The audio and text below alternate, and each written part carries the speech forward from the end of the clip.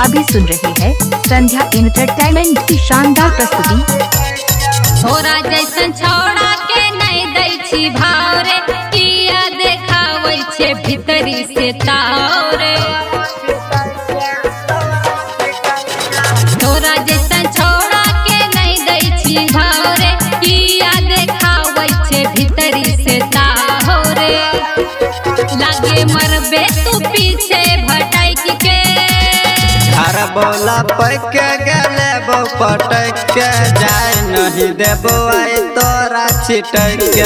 घर बोला पैके गले बो पटक के, जाय नहीं देबो छोरी तोरा छिटक के।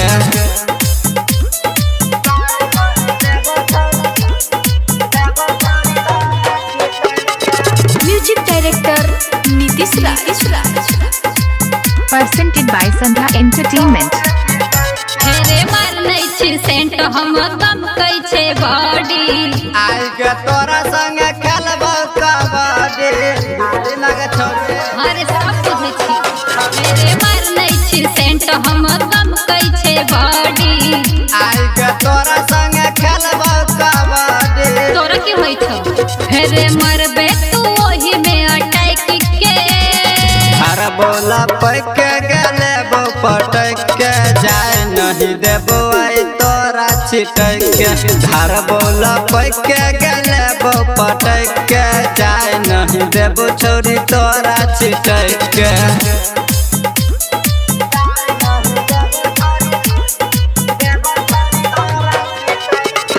म्यूजिक डायरेक्टर नीतीश राज, अभी सुन रहे हैं संध्या एंटरटेनमेंट की शानदार प्रस्तुति। हेरे काने के बाली हमर छै चमकौआ, होठ के लाली से हो छौला कौआ,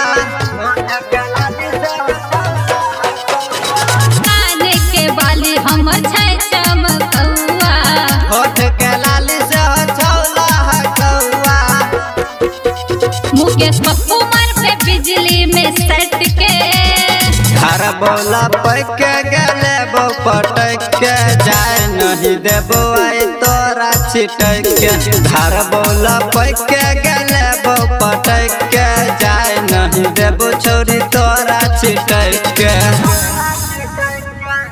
यदि आप चाहते हैं संध्या एंटरटेनमेंट के सभी ऑडियो वीडियो देखें तो चैनल को सब्सक्राइब जरूर करें और बेल आइकन को दबाना ना भूलें।